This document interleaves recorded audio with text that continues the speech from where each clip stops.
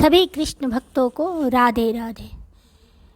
अगहन मास में मार्गशीर्ष के महीने में श्रीमद् भगवत गीता का पाठ सुनना या पढ़ना चाहिए, या मतलब कर सकते हैं, नहीं तो सुन सकते हैं। ये बहुत उत्तम होता है। भगवान कृष्ण इसी महीने में, मार्गशीर्ष के महीने में ही गीता का उपदेश दिए थे। मतलब कहते हैं कि गीता का जन्म इसी महीने में हुआ, इसलिए पढ़ना, गीता का पाठ करना बहुत अच्छा होता है। मैं आप लोगों को गीता का पाठ सुनाने जा रही हूँ। 2-4 श्लोक छोटा वीडियो बना के मतलब सुनाऊंगी, आप लोग सुनिएगा। राधे राधे। चलिए शुरू करते हैं। ओम श्री परमात्मने नमः। किरीटिनं गदिनं चक्रहस्तमिच्छामि त्वां द्रष्टुमहं तथैव तेनैव रूपेण चतुर्भुजेन सहस्रबाहो भव विश्वमूर्ते। सर्वधर्मान् परित्यज्य मामेकं शरणं व्रज, अहं त्वा सर्वपापेभ्यो मोक्षयिष्यामि मां शुचः। संपूर्ण धर्मों को अर्थात संपूर्ण कर्तव्य कर्मों को मुझ में त्याग कर तू केवल एक मुझ सर्वशक्तिमान सर्वाधार परमेश्वर की ही शरण में आ जा। मैं तुझे संपूर्ण पापों से मुक्त कर दूंगा, तू शोक मत कर। त्वमेव माता च पिता त्वमेव बन्धु च सखा त्वमेव विद्या द्रविडं त्वमेव सर्वं मम देव। ओम श्री परमात्मने नमः। अथ श्रीमद्भागवत गीता महात्म्य। गीता शास्त्रमिदं पुण्यं यः पठेत् प्रयतः पुमान् विश्वपदं वाप्नोति भयशोकादिवर्जितः। गीताध्ययनशीलस्य प्राणायामपरस्य च नैव सन्ति हि पापानि पूर्वजन्मकृतानि च। मलनिमोर्चनं पूषां जलस्नानं दिने दिने सकृद्वीताभ्यसिस्नानं संसारमलनाशनं। गीता सुगीता कर्तव्या की मन्यः शास्त्र विस्तरः। या स्वयं पद्मनाभस्य मुख पद्माद्विनिः श्रिता। भारतामृत सर्वस्वं विश्वोर्कत्राद्विनिः श्रितं। गीता गंगोदकं पीत्वा पुनर्जन्म न विद्यते। सर्वोपनिषदो गावो दुग्धा गोपालनन्दनः। पार्थो वत्सः सुधीर्भोक्ता दुग्धं गीतामृतं महत्। एकं शास्त्रं देवकी पुत्रगीत मेको देवो देवकी पुत्र एव। एको मन्त्रस्तस्य नामानि यानि कर्माप्येकं तस्य देवस्य सेवा। ओम श्री परमात्मने नमः। श्रीमद्भगवद्गीता अथ प्रथमो अध्यायः। धृतराष्ट्र उवाच। धर्मक्षेत्रे कुरुक्षेत्रे संवेदायुयोत्सवः। मामकाः पांडवाश्चैव किम कुर्वत संजय। धृतराष्ट्र बोले, हे संजय, धर्मभूमि कुरुक्षेत्र में एकत्रित युद्ध की इच्छा वाले मेरे और पांडु के पुत्रों ने क्या किया।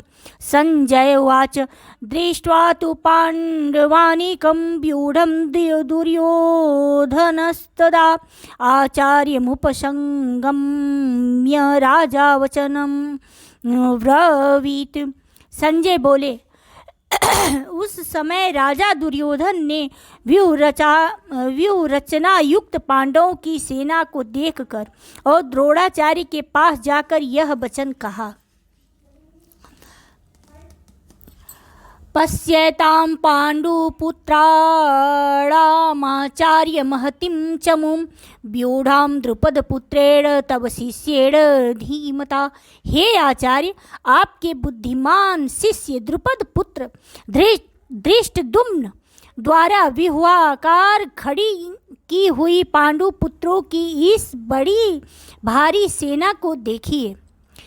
अत्र शूरां हेश्वासो भीमार्जुन समायुधि यो योधानो विराटश्च द्रुपदश्च महारथ धृष्टकेतुश्चेकितानः काशीराजश्च वीर्यवान् पुरुजित् कुन्तीभोजश्च शैब्यश्च नरपुङ्गवः युधान्मन्युश्च विक्रान्त उत्तमौजाश्च वीर्यवान् सौभद्रो द्रौपदेयाश्च सर्व एव महारथः।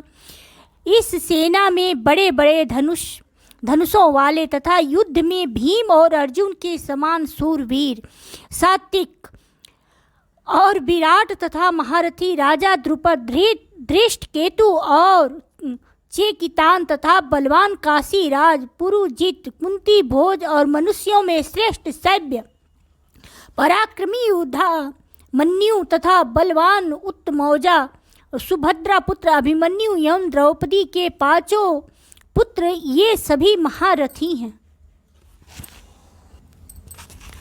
अस्माकं तु विशिष्टा ये तानि बोधद्विजोत्तम नायका मम सैन्यस्य संज्ञार्थतान् ब्रवीमि ते। हे ब्राह्मण श्रेष्ठ, अपने पक्ष में भी जो प्रधान हैं उनको आप समझ लीजिए। आपकी जानकारी के लिए मेरी सेना के जो सेनापति हैं उनको बतलाता हूँ। भवान् भीष्मश्च कर्णश्च कृपश्च समितिञ्जयः अश्वस्थामा विकर्णश्च सौमदत्तिस्तथैव च।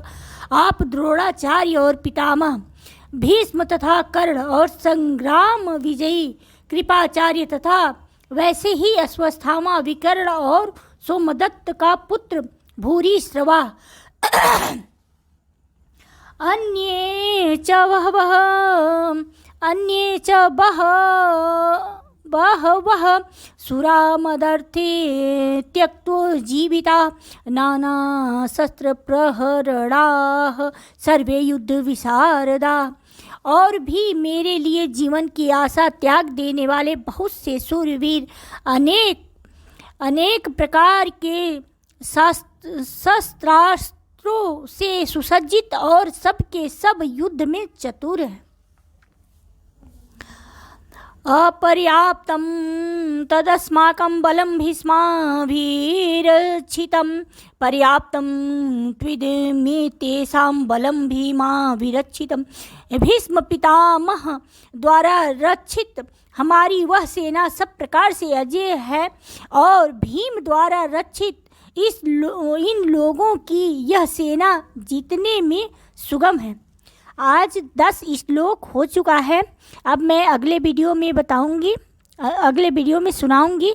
जय श्री राधे राधे राधे, राधा कृष्णाभ्याम नमः।